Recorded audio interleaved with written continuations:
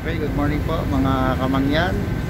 Ito naman po muli ang inyong biyaherong mangyan. At tayo po ngayon ay kasalukuyan po biyahe from Mindoro to Manila. Sa ngayon po ay nakasakay tayo ng barko ng Marina Ferries from Port of Calapan. Po, kanina pa po tayo nakalis ng Port of Calapan. At kasalukuyan tayo ay bumabiyahe na papuntang Port of Batangas. Yun po. Medyo malayo pa yung ating lalakbayin. So sa ngayon po andito po tayo tatravel, kalalampas pa lang natin nung tinatawag na mag-asawang pulo. Yan po, isa doon sa mag-asawang pulo. Tayo ay nagbabiyahe papuntang Port of Batangas. So sa ngayon po ganda ang panahon, sikat ng araw, kalmada ang dagat, at sana hanggang makarating tayo ng Port of Batangas ay ganito ka peaceful yung ating biyahe, unlike nung huling biyahe natin from Port of Batangas to Port of Calapan. Medyo maalon nung pagdating natin ng Isla Verde hanggang Pierna ng Calapan ay maalon. Sa ngayon po ay medyo maganda, although hindi ganun kakalmada na yung tulad ng sinasabi nila na parang naglalangis yung dagat. Yun kasi pag sinabing parang naglalangis yung dagat, yun yung talagang kalmadang kalmada, wala kang makikitang puti. Yan yung mga nakikita nyo, mga puti-puti ni Alon, wala po yan. Yun yung sinasabi na talagang kalmada. So ngayon, although hindi naman talaga katulad ng sinasabing parang naglalangis ang dagat, eh kalmada pa rin.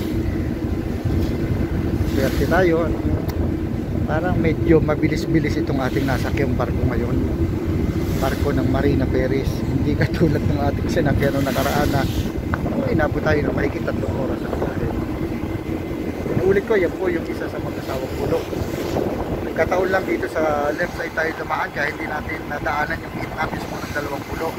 Yun yung isa nakikita na rin natin sa mga pulo.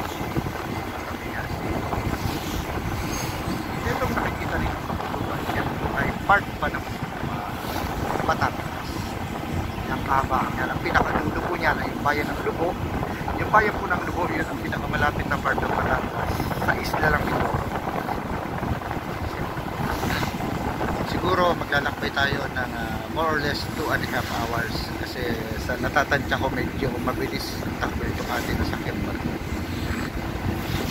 Then pagbaba natin barko from Port of Batangas, magta-travel tayo ng another more or less 2 hours ulit papunta ng Manila sa ating destinasyon sa Sampaloc, distrito ng Sampaloc sa Manila. Ito po ang ating experience ngayon. Kalmada, yung marami rin pasahero.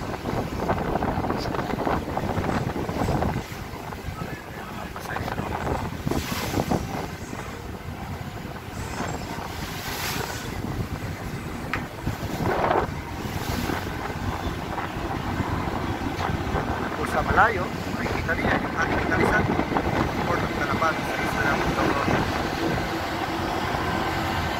Ito ay makikita rin kayo yung sasakyan nasa baba. Yan ito yung, kasi ito sinakyan natin ay ro-ro vessel, pwedeng magkarga ng tao, pwedeng magkarga ng sasakyan.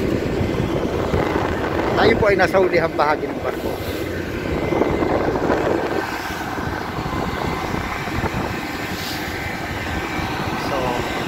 For the meantime, yan lamang muna. At sa susunod na biyahe natin ay magbablog ulit tayo.